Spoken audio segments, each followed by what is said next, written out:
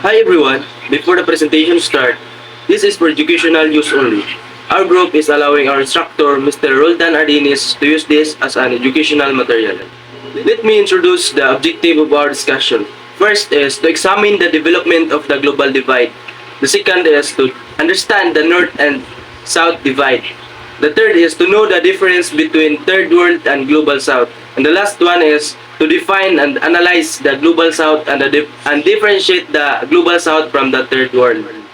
My topic is all about how did the global divide and develop. The global divide, often referred to as the North-South divide, developed due to historical, economic, and political factors. It emerged mainly during the Cold War, categorizing countries into the wealthier global North, like the US and Europe, and the poorer global South, including Africa and parts of Asia and Latin America. This divide reflects the differences in wealth, development, and political power, with the North controlling the global resources and income. Colonial histories and economic policies have continued these inequalities, so making it challenging for the southern nation to develop independently and escape poverty. The main reason for the division between the global north and the global south is due to historical and economic differences. In the past, countries in the global north, like Europe and North America, colonized and controlled many countries in the global south, such as those in Africa, Latin America, and Asia. This allowed the global north to take resources, labor, and wealth from their regions, leading to significant economic differences. As a result, the global north became richer and more developed, while the global south remained poorer with the less development. This divide continues today because of ongoing differences in wealth, power, technology, education, and access to resources. For example, US and global north. It is a highly developed industrialized country with a high standard of living and significant economic power, and also their technologies. While India in global south that has a rapidly growing economy, it still faces significant challenges such as poverty, inequality, and lower per capita income compared to the global north. Why the global divides the North and the South? The global divide between the North and the South refers to the economic and developmental disparities between the more industrialized, wealthier countries of the global North and the less developed, poor countries of the global South. The North-South divide, it is a broad generalization and within each region. These are exemptions and variations in development and economic status. However, the concept remains a useful framework for understanding the global inequalities. These are the examples of the global north and the global south. The global north, there are 5 countries included: the United States, Germany, Canada, the United Kingdom, and Japan. These countries characterized by their high levels of income, advanced infrastructure, and significant influence in the global economy and in political affairs. And also the global south. The global south has 5 countries included, which are India, Bangladesh, Kenya, Brazil, and Nigeria. These countries generally have lower income levels, less industrialization, and face various developmental challenges including poverty, infrastructure deficient, and limited access to education and healthcare. Good day everyone, I am Kadit Sagadal and our topic is all about the difference between Third World and Global South. So, Third World historically denoted countries not politically aligned and with the former Eastern Bloc or the Western Bloc. So Global South is an economic term denoting lower income countries. So Third World is used to classify countries that are poor or developing. So countries that are part of the Third World are generally characterized with high rates of poverty, economic and political instability, and high morality rates. So the terms of and Third World and Global South are used to describe the different aspects of global economic and political divisions, but they have a different connotation and context. So, Third World is the term originated during the Cold War to describe countries that we are not aligned with the either the Western Bloc that is led by the United States or the Eastern Bloc that is led by the Soviet Union. So, it has become associated with countries that are economically underdeveloped or have a lower standard of living. Like, for example, the Africa. Africa is one of the four countries, and poverty in Africa, it is because the political instability and the uneven distribution of natural and government resources, and also the climate change. So this terms is now considered outdated and potentially pejorative because it implies a hierarchy and lacks of nuance. So that's all. And to continue this topic, Kadit Kabahog will discuss about the Global South. Good day, everyone. I will continue the topic. It's all about the difference between Third World and Global South. So, the first one is, what is Global South? So, Global South pertains to the countries geographically located in the southern hemisphere of the globe, wherein they were developing and economically struggling countries. This means, though we're not that progressive, for at least they maintain sustainability development among their countries. Economically, that is also in line with demographic stability. So, the second is third world. So, third world, I bet these are the countries that are less fortunate, not industrialized, and extremely poor because of jobless people and overpopulated state. As I heard among to other people, this is also called as periphery countries. So, when you summarize this topic, so the similarities between Third World and Global South is both of them struggling to attain steady economic development countries describe the poor state of politics, social integrations, and cultural emancipations. They were stereotyped to face many challenges in terms of basic amnesty like food shortage, water scarcity, no proper sanitation, and health-related problems that need to be addressed. Also in terms of infrastructure, they are facing many economic challenges, means for transportation and communications. That's all. Thank you. So, greetings everyone. I am here to report my topic, which is the term of the Global South.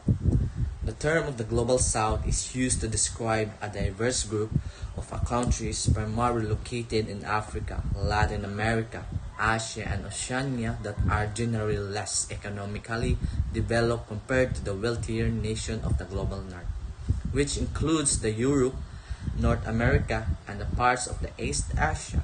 This concept goes beyond mere geography and highlights the significant social, economic, and political disparities between these regions. Countries in the Global South often grapple with challenges such as widespread poverty, high levels of income inequality, political instability, and limited access to resources like education, healthcare, infrastructure. These challenges are often rooted in the complex history of colonialism, imperialism, and economic exploitation, where many of these countries were subjected to centuries of colonial rule by European powers. This historical context has left lasting impacts on their economies, social structure, and political system, creating a legacy of dependency and underdevelopment that continues to affect their current circumstances. Despite these challenges, the Global South is not monolithic entity and it includes a wide range of countries with varying levels of development and economic potential. Some nations within Global South, such as Brazil, India, China, and South Africa, have emerged as major players in the global economy, experiencing rapid industrialization and economic growth. These emerging economies are increasingly influential on the world stage, challenging in the traditional dominance of the global north and advocating for more equitable global trade, environmental policy, and international relations. So the term Global South also represents shared identity and a common set of interests among these countries, many of which collaborate in international forum address global challenges like climate change, trade imbalance, and social justice issues. Organizations and groups such as Non-Aligned Movement or the Group of 77 and the Brazil, India, Russia, China, and South Africa serve as platforms for these nations to voice their concern and push for the changes in the global system that reflect their unique perspective and needs. And in summary, the Global South refers to a collective of countries that, while generally less economically developed and facing significant challenges, are increasingly asserting their influence in global affairs. Understanding these terms of Croatia comprehending the complexities of the global inequality, the legacy of colonialism, and the ongoing efforts to create a more just and equitable world. So this is the perspective of a global south. So global south perspective is not only challenge the dominant theoretical perspective that have served to create a perpetuate unjust relations between the global north and south. They can also open up the possibility of different fairer relations that represent the interest of all concerned and challenge international institutions to have more representative power structures and decision-making process. Good day everyone, I am Dikadet Bintolan and I report to differentiate the Global South from the Third World. So this is a continuous of report by Mendes.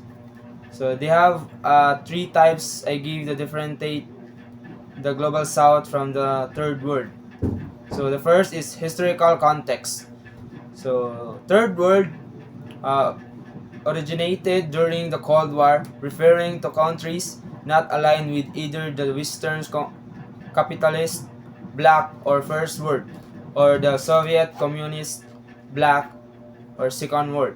So the example is India during the Cold War was considered part of the Third World because it was non-aligned with either the US or the Soviet Union. So the Global South, more recent terms used to describe countries and Africa, Latin America, Asia, and Oceania that shares common socio-economic challenges, focusing the economy development rather than geopolitical alignment. So the example is the Brazil is a part of the global south, reflecting its status as a developing nation facing global inequality. So 2 is focus. So the Third World focus on the geopolitical alignment during the Cold War and often implies poverty and underdevelopment. So the example is Ghana was labeled Third World after the independence because it was not aligned with either the superpower. So the global south is to focus on the economy disparities and global inequalities, often related to historical exploitations and colonizations. So the example is South Africa is a considered part of the global south, emphasizing its economic challenges despite being more developed than many of the neighbors. So the three is the relevance. Um, the third word, outdated and less commonly used today, especially after the Cold War ended. So the example is the terms third world is the rarely used in the contemporary global discussions because it oversimplifies the complex the realities of the developing countries. And the global south is a continues to be relevant in the discussions on the development, globalization, and international relations. So the example is the terms global south is the widely used to a global forums to address issues like climate change, trade, and inequality affecting developing nations. So that's all about of my topic. Thank you. In contrast, the Third World emerged during the Cold War to describe countries that were not aligned with either the capitalist First World led by the US or the communist Second World led by the Soviet Union over the time. Third World became associated with poverty and underdevelopment, while Global South has shifted focus toward the economic challenges and potential growth within these regions beyond Cold War era politics. The Global South refers to developing nations in Africa, Latin America, and Asia, historically shaped by colonialism and economic marginalization. In contrast, the Global North includes wealthier and industrialized nations. The Third World was a Cold War term for countries that were not aligned with either the capitalist First World or communist Second World. Over time, Global South replaced it, focusing on economic disparity instead of political alignment. Latin America's experiences with colonialism and dependency fostered a new vision of global relations, emphasizing economic justice, sovereignty, and cooperation among developing nations, marking a more independent approach to development. Good day. My name is Lotion B. Soloria and I am going to continue the topic of my classmate. So, analyze how a new conception of global relations emerged from the experiences of Latin American countries. In the 20th century, nationalist movements gained momentum seeking to assert political and economic independence. This period witnessed a shift from foreign independency to regional cooperation as countries sought to reduce reliance to European and North American powers. Institutions like the Organization of American States and later the Union of South American Nations merged, reflecting a desire for regional unity and collaboration. Latin American countries began to advocate for a multipolar world order, seeking alliance beyond the traditional North-South axis. So in conclusion, the experiences of Latin American countries have contributed to a new conception of global relations characterized by a desire of autonomy, regional cooperation, economic diversification, cultural affirmation, and social justice. This evolving perspective challenges traditional power structures and promotes a more inexclusive and multipolar world order. By navigating their complex histories and advocating for their interests on the global stage, Latin American nations have reshaped the discourse on global relations, influencing how the world understands sovereignty, development, and cultural identity.